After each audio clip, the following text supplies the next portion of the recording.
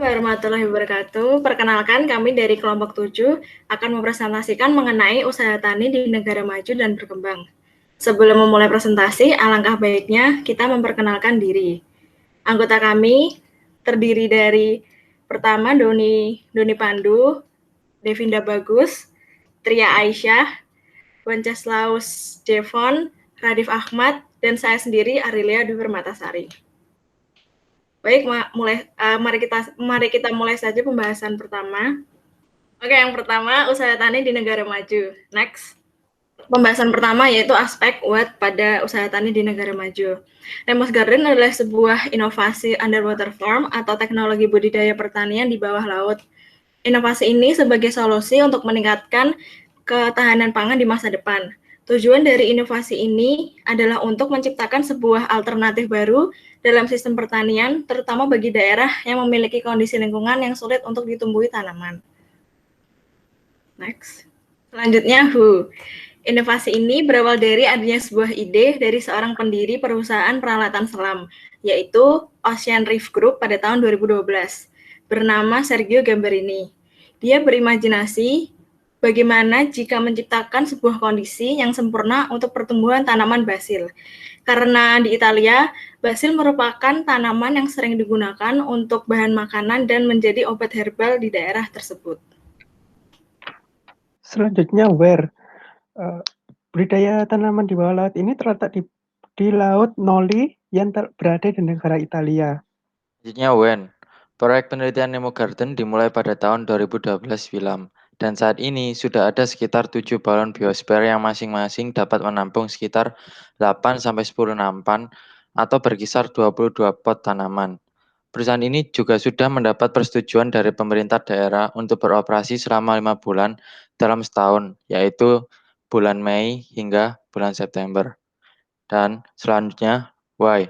Proyek penelitian ini dibuat karena bisa menjadi solusi yang layak untuk keamanan pangan di masa depan dan diharapkan dapat membantu masalah gizi akibat kurangnya pangan pada negara berkembang.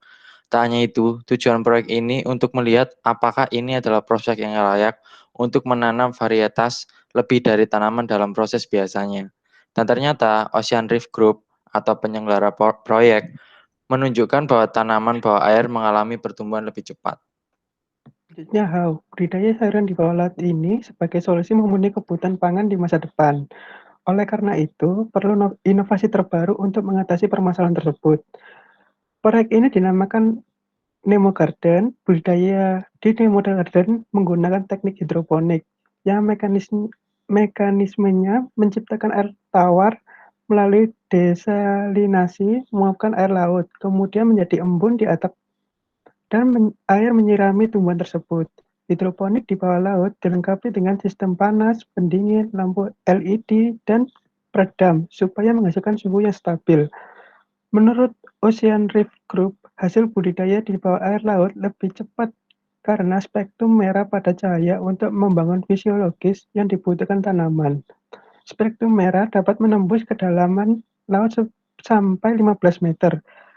Dalam budidaya di bawah air laut ini menggunakan balon raksasa dengan kedalaman 5-8 meter di bawah permukaan laut. Hasil tanaman dibudidayakan di Nemo Garden berbagai macam, di antaranya kubis merah, kacang-kacangan, selada, kemangi, dan stroberi. Untuk usaha tani yang kedua yaitu berasal dari negara berkembang, yaitu usaha tani dalam bentuk sistem minapadi. Next. Nah, apa itu sistem minapadi? Sistem minapadi merupakan konsep budidaya yang mengintegrasikan antara budidaya ikan dan tanaman padi dalam satu sistem budidaya di sawah, di mana ikan dapat menyediakan nutrisi bagi padi serta menyediakan pupuk dan memperbaiki struktur tanah melalui hasil metabolisme atau feses dan sisa pakan yang tidak terkonsumsi. Next.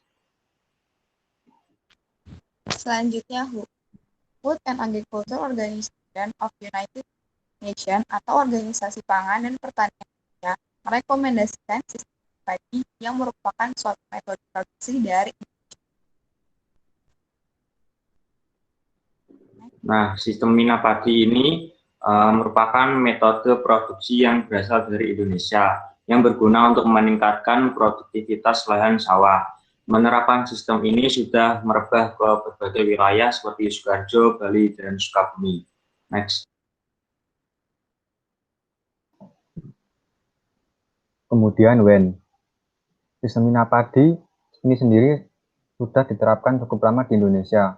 Melihat data Direktorat Jenderal Perikanan Budidaya Tanam tahun 2018 yang menyatakan bahwa potensi lahan minapadi di Indonesia sebesar 8.118.233 hektar yang 39,06% berupa lahan irigasi dan 60,94% berupa lahan non-irigasi. Y. Food and Agriculture Organization of the United Nations atau FAO merekomendasikan sistem minapadi pada pertanian karena sistem ini memiliki banyak manfaat dan keuntungan. Penggabungan budidaya ikan dan tanaman padi di sawah pun dapat memberikan keuntungan bagi padi dan ikan itu sendiri. Padi menyediakan oksigen bagi kehidupan ikan, sedangkan ikan menyediakan pupuk dan memperbaiki struktur tanah dari proses metabolisme. Selain itu juga didapat dua keuntungan sekaligus dari minapadi, yaitu hasil dari budidaya ikan dan padi. Next. Selanjutnya, cara budidaya minapadi yaitu memilih lahan sawah yang mempunyai ketersediaan air yang cukup, bukan hanya untuk menanam padi, melainkan juga untuk memelihara ikan. Selain itu, memilih bentuk sawah yang optimal serta benih atau bibit yang memiliki akar kuat untuk air agar terus bergerak. Budidaya minapadi memerlukan sistem irigasi yang baik serta alat untuk mencegah ikan keluar. Lalu, pemanenan padi yang sudah menguning dan kemudian panen ikan yang dilakukan dengan mengumpulkan ikan pada kamalir atau parit. Ikan yang berada di kamalir kemudian digiring menuju penampungan. Kemudian ikan-ikan yang ditampung di tempat penampungan. Sekian presentasi dari kelompok kami. Terima kasih atas perhatiannya. Wassalamualaikum warahmatullahi wabarakatuh.